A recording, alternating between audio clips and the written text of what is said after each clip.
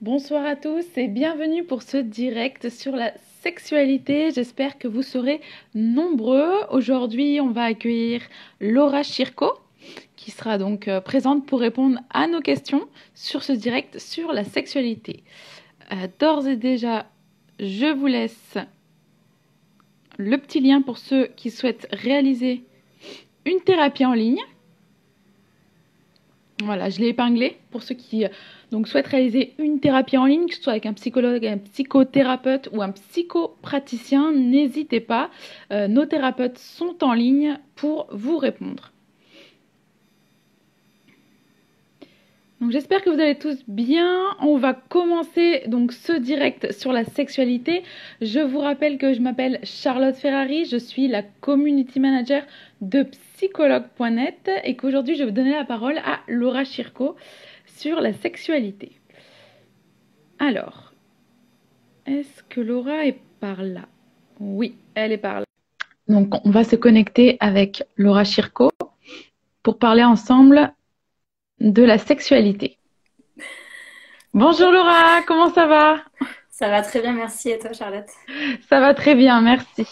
Donc aujourd'hui, on est ensemble pour un direct un peu différent de d'habitude, puisque Oui. c'est vrai qu'on va répondre directement à des questions que des utilisateurs ont posées en story. Ça marche. Donc voilà, un peu un nouveau format. On va voir si les utilisateurs sont d'autant plus intéressés.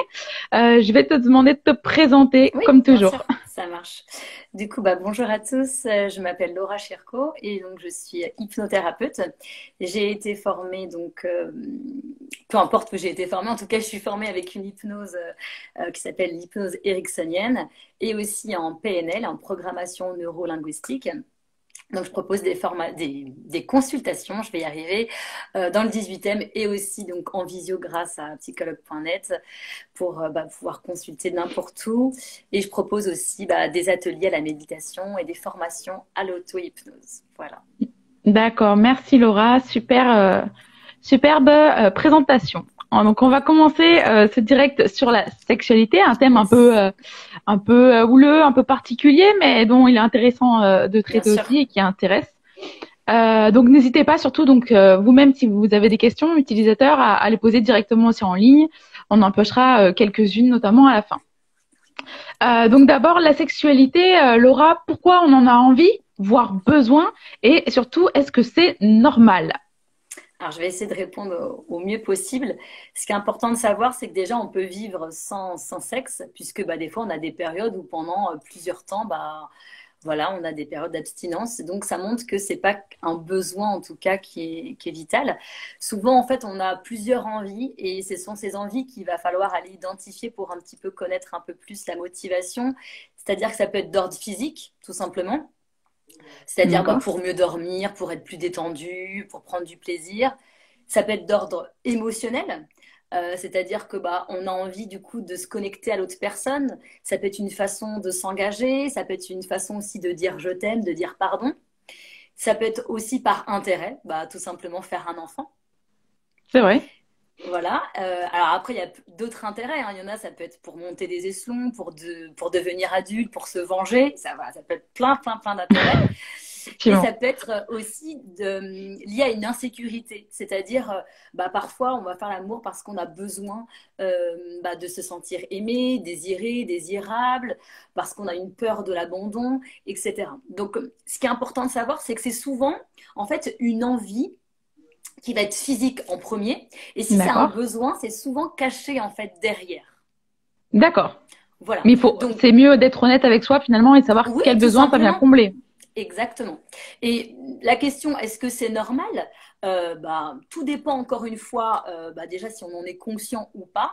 Tout dépend en fait de l'obsession, j'ai envie de dire. Est-ce que ça devient du coup un besoin et pas une envie? Et si ça devient un besoin finalement, en effet, c'est qu'il y a peut-être un déséquilibre et c'est finalement le sexe qui devient le symptôme et qui nous montre qu'il y a quelque chose de déséquilibré mais qui est finalement caché derrière. D'accord. Donc on en revient finalement ouais, à cette même chose, savoir quel besoin se cache derrière, mais Voilà. est-ce que c'est normal finalement? C'est une question, hein, c'est vrai qu'elle est très ambiguë cette question. Mais ben, de toute façon, c'est compliqué de dire si quelque chose est normal ou non. Je peux Déjà, pas de base, répondre c'est chaque exactement là, ressenti, ouais. exactement, c'est trop général. Après, il faudrait voilà, voir du cas par cas. Est-ce que c'est normal pour elle? Parce qu'encore une fois, tout dépend on va dire, de sa fréquence. Si ça a toujours été comme ça, est-ce que c'est normal? Est-ce que du coup, on se pose la question parce que du coup, il y a un changement de fréquence, etc., etc. Mais ce qu'il faut se dire, c'est que normalement, ce n'est pas un besoin. Si ça devient un besoin et une obsession, comme en fait, on pourrait comparer ça presque à consommer de la cigarette. Est-ce que du coup, bah, j'ai pas besoin normalement de fumer? Si ça devient pour moi un besoin de fumer, c'est que il y a quelque chose derrière. Donc pareil avec la sexualité. Si j'ai besoin tous les soirs d'avoir une relation, bah finalement c'est que en effet il y a quelque chose derrière à aller voir. D'accord. Merci Laura donc d'avoir répondu à cette première question. On avait donc une deuxième question.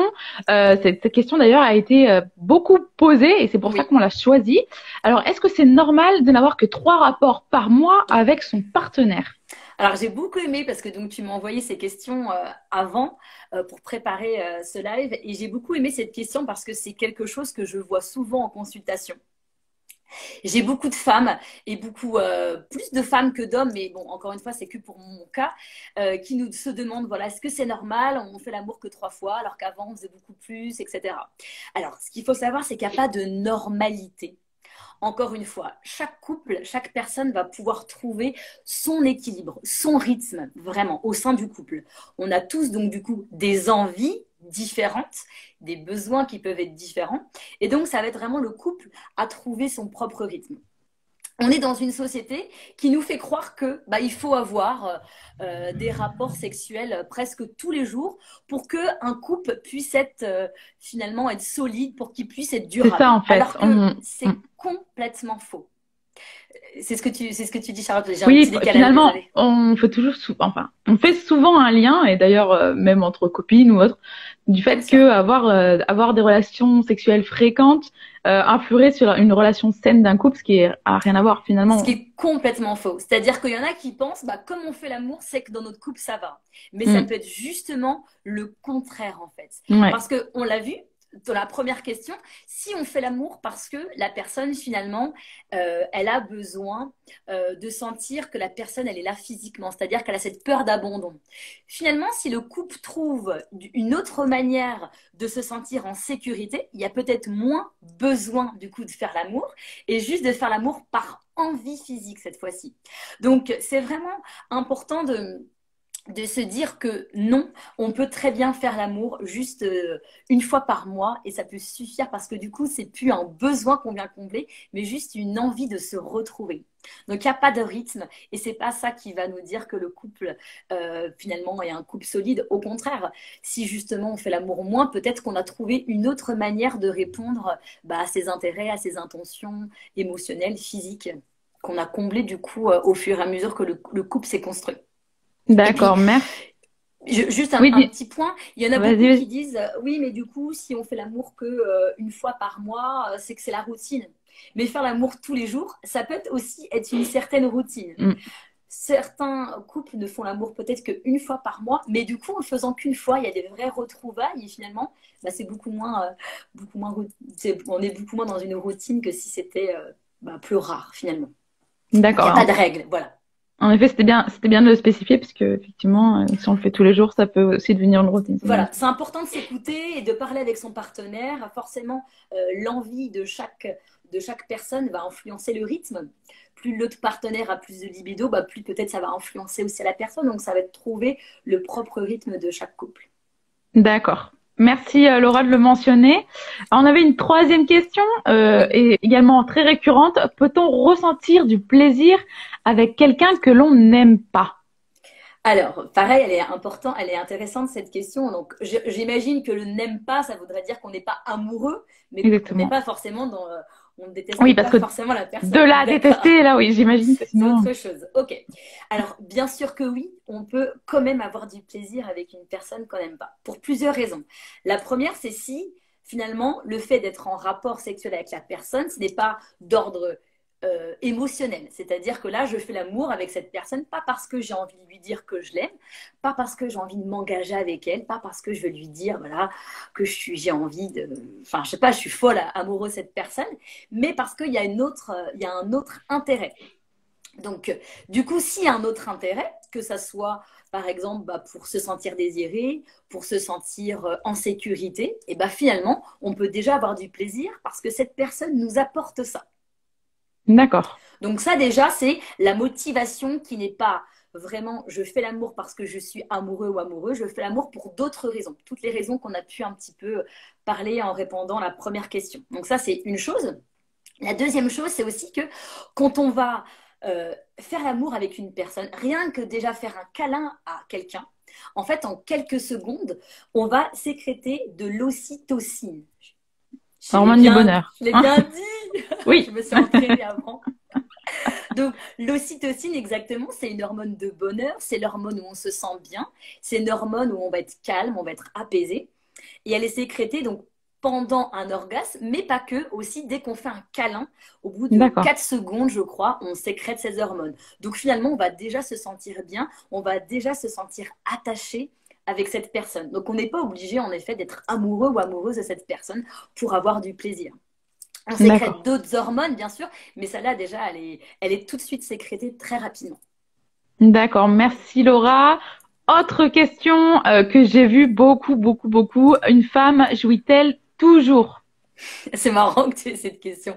Est-ce que c'est plus des hommes ou des femmes qui t'ont posé Ah, cette question? il y avait de Les tout, deux? honnêtement. Ah ouais, il y avait vraiment les deux. Quand je pensais même parce que très largement, nous avons des femmes quand même à 80% qui nous suivent sur psychologue.net. Mais là, justement, le thème de la sexualité Ça a autant intéresse tout le passionné monde, ouais, les bien deux sûr. camps. Donc, D'accord. Ça m'a fait beaucoup rire quand j'ai vu cette question.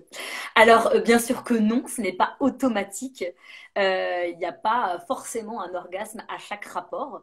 D'ailleurs, c'est important de le rappeler aussi que quand on cherche à faire l'amour avec une personne, l'objectif, c'est pas forcément de faire jouir l'un ou les deux partenaires. C'est déjà, voilà, toutes ces raisons qu'on a pu évoquer et juste d'avoir une connexion. Il n'y a pas forcément d'orgasme et pas d'orgasme, ça ne veut pas forcément dire qu'il n'y a pas de plaisir. C'est vraiment deux choses séparées. Donc, d'accord. non, la femme ne va pas jouir à chaque fois, mais c'est pas pour autant qu'elle va pas prendre beaucoup de plaisir tout le long en fait du partage du rapport. D'accord. Et d'ailleurs, donc la prochaine question, c'est un homme qui l'avait posée. Ouais, Un homme qui tient moins de 5 minutes sexuellement est-il un éjaculateur précoce? d'accord. Alors, cette question, elle est intéressante, c'est que souvent, les personnes pensent que ce temps calculé, en fait, c'est le temps on va dire, le temps où on fait l'amour, c'est pas que la pénétration, c'est-à-dire c'est le temps où dès qu'on touche la personne et dès qu'on dit c'est fini, on passe à autre chose, on passe à table. Ce qui est important de D'accord. savoir, c'est que ce temps, il est calculé, ça s'appelle le temps de latence de l'éjaculation intravaginale. C'est vraiment le temps où l'homme, il est vraiment dans le vagin de la femme. Et ce temps, il a été calculé et on dit qu'un homme est un éjaculateur précoce quand il est inférieur à 1 minute 30. D'accord. Je ne sais Donc pas si j'ai été très claire ou pas. ces 5 minutes sont largement au-dessus, quoi. Donc exactement, largement au-dessus. Mais voilà, est-ce que cette personne posait la question quand il l'englobait tout? Voilà, donc vraiment l'acte amoureux, je vais l'appeler, ou c'était que cette période où il était voilà, à l'intérieur du vagin de la femme. C'est pas la même chose, du coup, c'est important d'avoir C'est cette vrai. notion. En tout cas, si c'était que ce moment, ce temps de latence, euh, donc voilà, c'est vraiment la durée de la pénétration jusqu'à l'éjaculation. Là, c'est largement au-dessus, parce que 5 minutes, c'est largement au-dessus que 1 minute 30. D'accord. Eh ben, merci Laura pour cette petite information qui est très intéressante d'ailleurs, que pour les hommes comme pour les femmes d'ailleurs. Alors, là, c'était une femme qui avait posé cette question et donc c'est la dernière des Ouais. 6 questions. Pourquoi je n'atteins pas l'orgasme? Alors, c'est une super question. Alors, quand quelqu'un n'a pas, enfin, une femme n'atteint pas l'orgasme, puisque c'est la question, ça s'appelle donc de l'anorgasmie. Alors, il est dur à dire, hein. En tout cas, il y a plusieurs raisons en fait qui vont provoquer cet état. C'est-à-dire que c'est la femme en fait qui va pas atteindre le point culminant où il y a le plaisir en fait sexuel. C'est un état d'extase un petit peu. Il y a plusieurs raisons. Déjà, il faut savoir si c'est périodique. C'est-à-dire, est-ce que j'ai régulièrement eu des orgasmes et là, depuis un certain laps de temps, je ne l'ai pas. Donc là, ça peut D'accord. être finalement un changement, c'est-à-dire ça peut être un deuil, ça peut être une rupture amoureuse, ça peut être, je sais pas, moi je viens d'accoucher, ça peut être, je viens de me rendre compte que j'ai des conflits dans mon couple parce que bah, mon copain peut-être m'a trompé ou j'ai trompé mon copain, je ne sais pas. En tout cas, D'accord. voilà, est-ce qu'il y a un événement particulier qui va créer finalement eh ben, une perturbation qui empêche la femme d'avoir un orgasme. Ça, c'est une première chose. La deuxième chose, c'est que parfois, bah, la femme ou même l'homme, peu importe, bah, ne se connaît pas totalement. C'est-à-dire qu'elle D'accord. ne connaît pas finalement ses zones érogènes, elle ne sait pas finalement si ce qu'elle aime plus, ce qu'elle aime moins. Et donc, finalement, en ayant un manque de connaissance de son propre corps et de ses propres envies et désirs, eh ben, elle ne va pas faire les choses qui vont être favorables à ça. Donc, ni elle, ni le partenaire. Alors, Donc ça va être un manque. il y a un Oui. utilisateur qui demande si justement le stress peut provoquer ça aussi. Alors, j'allais en venir. Donc ça, c'est, on va dire, c'est des choses plutôt générales, globales.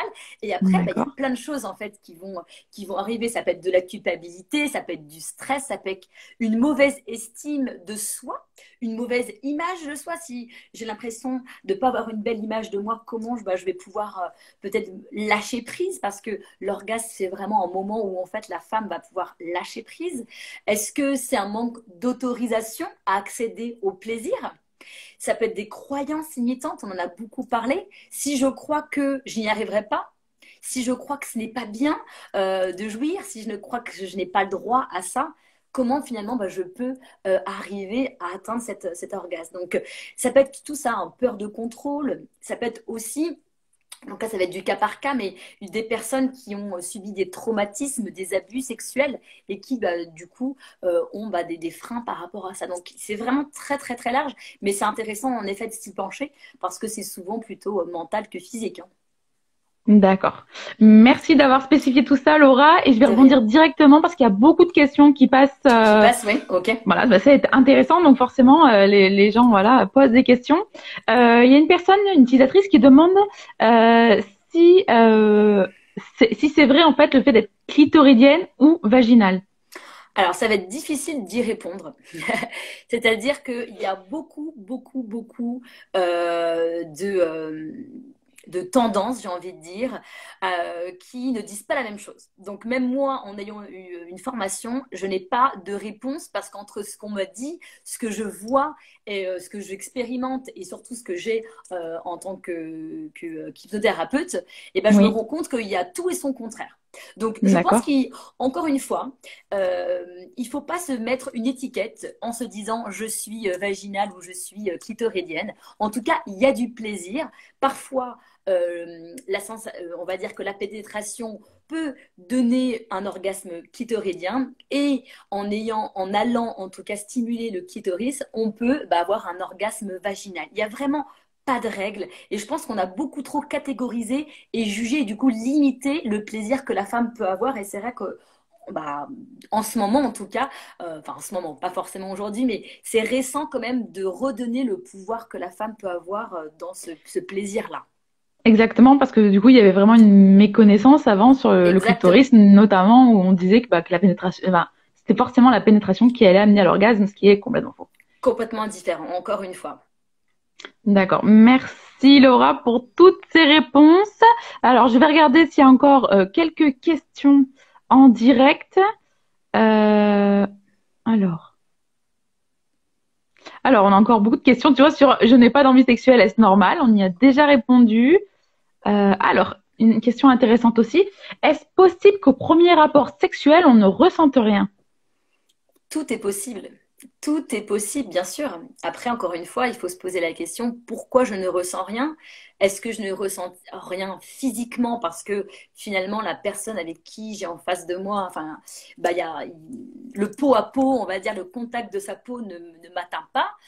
Est-ce que je ne ressens rien parce qu'en fait, je m'interdis de ressentir quelque chose parce que je ne veux pas finalement me laisser aller, m'abandonner dans les bras de cette personne-là?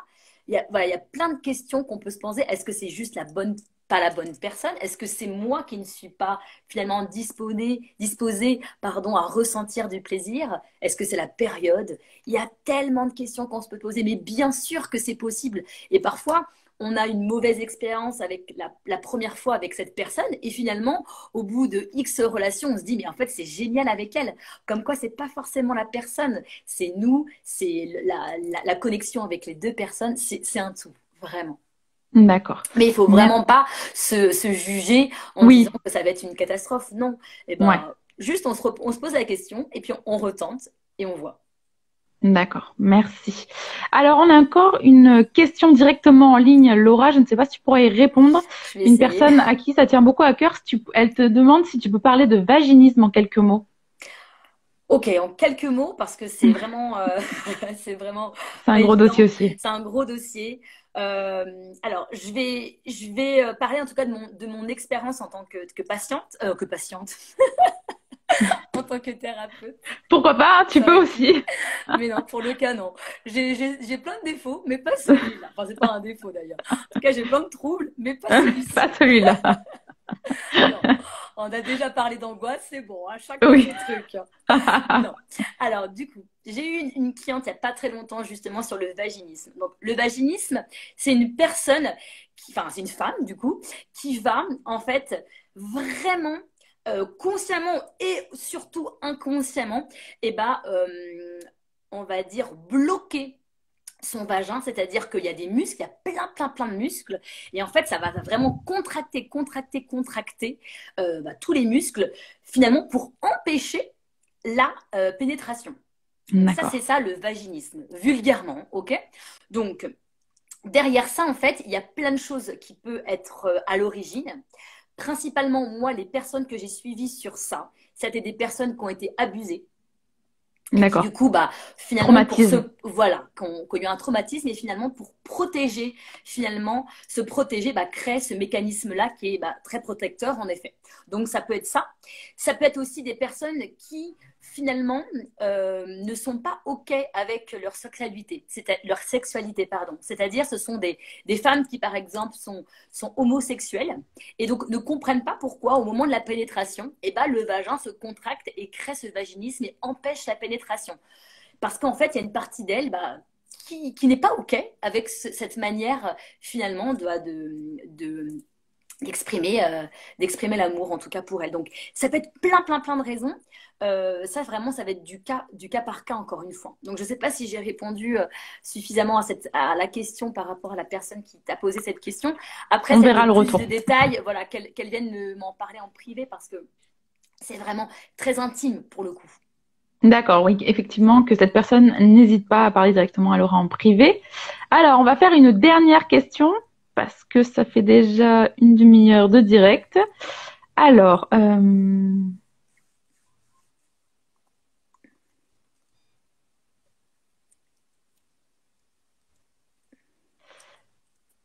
j'ai une personne ici qui a tout le temps mal pendant les rapports. Que faire? Alors, déjà, s'il y a une douleur physique, la première chose, c'est d'aller consulter un gynécologue pour s'assurer qu'il n'y a pas une malformation, qu'il n'est pas quelque chose d'ordre physique. Ça, c'est la première chose. Si le gynécologue dit qu'il n'y a rien, là, ça veut dire que c'est plutôt du coup une douleur psychomatique, donc psychologique. Et en effet, c'est important de savoir pourquoi il y a une douleur. Est-ce qu'il y a une douleur parce que justement la personne euh, bah, peut-être se stresse, donc se contracte et peut-être même a du vaginisme et du coup, bah, forcément, c'est douloureux puisque bah, les muscles sont tendus. Est-ce qu'elle a mal parce que bah, en fait il y a une partie d'elle encore une fois qui n'est pas d'accord avec ça, donc finalement il y a un conflit intérieur et donc du coup ça crée une douleur. Elle peut être physique, elle peut être mentale la douleur, mais en tout cas là j'ai l'impression que ça serait plutôt une douleur physique. Ça peut être pour plein de raisons. Parfois on a l'utérus qui n'est pas forcément dans une position, on va dire, normale. Et donc, du coup, bah, ça peut créer des douleurs. Donc, il y a plein, plein, plein de raisons.